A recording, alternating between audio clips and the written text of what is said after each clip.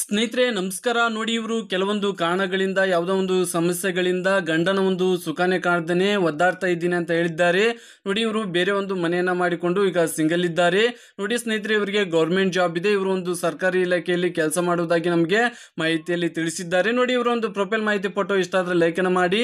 ಬನ್ನಿ ಇವರ ಒಂದು ಕಂಪ್ಲೀಟ್ ಆದಂತಹ ಮಾಹಿತಿಯನ್ನ ಕೊಡ್ತೀನಿ. ಅದಕ್ಕಿಂತ ಮುಂಚೆ ನಂಬರ್ 1 ಸ್ತ್ರೀ ಪುರುಷ ವಶೀಕರಣ ಸ್ಪೆಷಲಿಸ್ಟ್. ಇವರು ನಿಮ್ಮ ಯಾವುದೇ ನಿಗೂಢ ಗುಪ್ತ ಸಮಸ್ಯೆಗಳಿಗೆ ಕೂಡಲೇ ಪರಿಹಾರವನ್ನ ಮಾಡಿಕೊಡ್ತಾರೆ.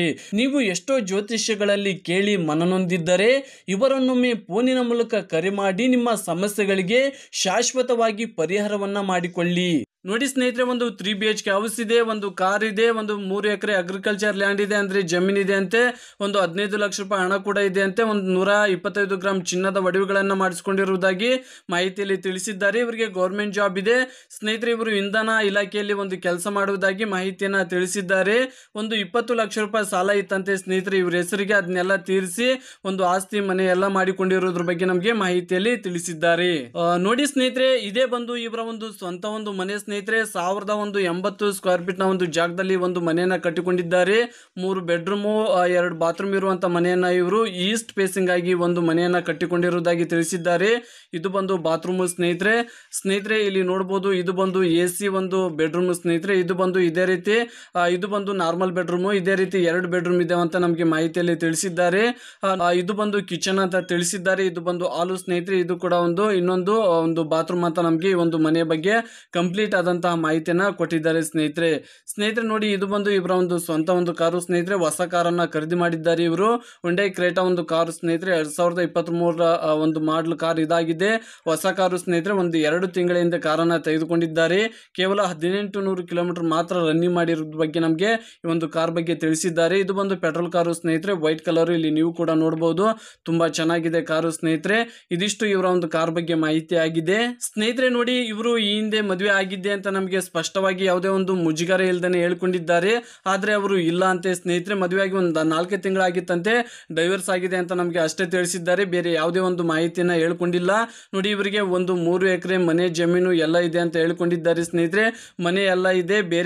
ಬೇರೆ ಅವರಿಗೆ ಒಂದು ಕೊಟ್ಟಿರುವುದಾಗಿ ನಮಗೆ ತಿಳಿಸಿದ್ದಾರೆ. ದುಡಿದು ಸ್ವಂತ ಒಂದು ಮನೆಯನ್ನ ಕಟ್ಟಿಸಿಕೊಂಡಿರೋದ್ರ ಬಗ್ಗೆ ನಮಗೆ ಒಂದು ಮಾಹಿತಿಯನ್ನ ತಿಳಿಸಿದ್ದಾರೆ ಸ್ನೇಹಿತರೆ.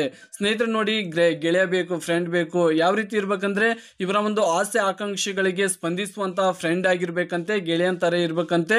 ನೋಡಿ, ತಂದೆ ತಾಯಿ ಯಾವ ರೀತಿಯಲ್ಲಿ ಇವರ ಒಂದು ಕಷ್ಟ ಸುಖಕ್ಕೆ ಎಲ್ಲ ಸ್ಪಂದಿಸ್ತಾರೋ ಅದೇ ರೀತಿಯಲ್ಲಿ ಫ್ರೆಂಡ್ ಕೂಡ ಸ್ಪಂದಿಸಬೇಕಂತೆ.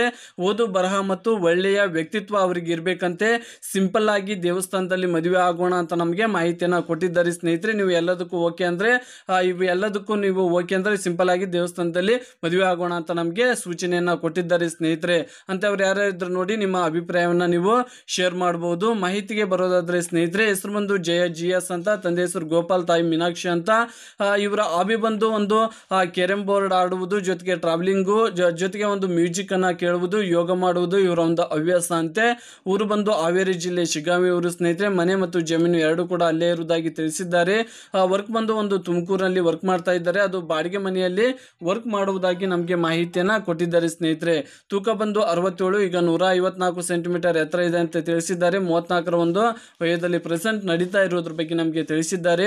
ನೋಡಿ, ಇವರ ಒಂದು ಪ್ರೊಫೈಲ್ ಮಾಹಿತಿ ಫೋಟೋ ಇಷ್ಟ ಆದ್ರೆ ಲೈಕ್ ಅನ್ನು ಮಾಡಿ ಸ್ನೇಹಿತರೆ. ನಿಮ್ಗೆ ಇಷ್ಟ ಇದ್ರೆ ನಿಮ್ಮ ಅಭಿಪ್ರಾಯವನ್ನ ಶೇರ್ ಮಾಡಬಹುದು. ನಿಮ್ಮ ಎಲ್ಲಾ ಅಭಿಪ್ರಾಯಗಳನ್ನ ಚೆಕ್ ಮಾಡ್ತಾರೆ ಇವರು. ಚೆಕ್ ಮಾಡಿ ಇಷ್ಟ ಆದವರಿಗೆ ರಿಪ್ಲೈ ಅನ್ನು ಕೊಟ್ಟು ಸಂಪರ್ಕಿಸುವುದಾಗಿ ತಿಳಿಸಿದ್ದಾರೆ. ಹಾಗಾಗಿ ನಿಮ್ಗೆ ಇಷ್ಟ ಇದ್ರೆ ಕಮೆಂಟ್ ಮಾಡಿ, ಇಲ್ಲಾಂದ್ರೆ ಬೇಡ ಸ್ನೇಹಿತರೆ. ಒಳ್ಳೊಳ್ಳೆ ಅಭಿಪ್ರಾಯಗಳನ್ನ ತಿಳಿಸಿ. ಯಾರು ಒಂದು ಕೆಟ್ಟದಾಗಿ ಮೆಸೇಜ್ಗಳನ್ನ ಹಾಕಬೇಡಿ ಸ್ನೇಹಿತರೆ. ಅವರಿಗೆ ತುಂಬಾ ಮನಸ್ಸಿಗೆ ಒಂದು ನೋವಾಗುತ್ತೆ ಅಂತಾನೂ ಕೂಡ ಹೇಳ್ಕೊಂಡಿದ್ದಾರೆ ಸ್ನೇಹಿತರೆ. ಮುಂದಿನ ಒಂದು ಮಾಹಿತಿಯೊಂದಿಗೆ ಮತ್ತೆ ಸಿಗೋಣ. ಅಲ್ಲಿವರೆಗೂ ನಮಸ್ಕಾರ.